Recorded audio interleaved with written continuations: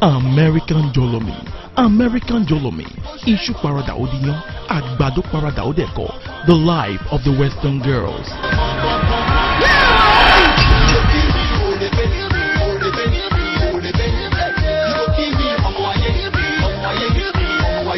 The shorter the dress, the more the glory.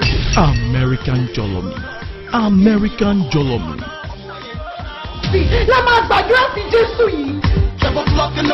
But let people see you and say Christ for you.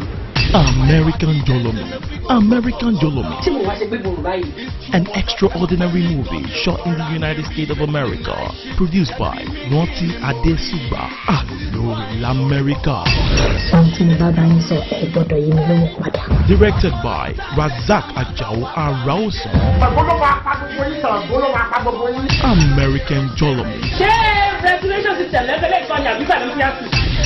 This is the end time. Watch out.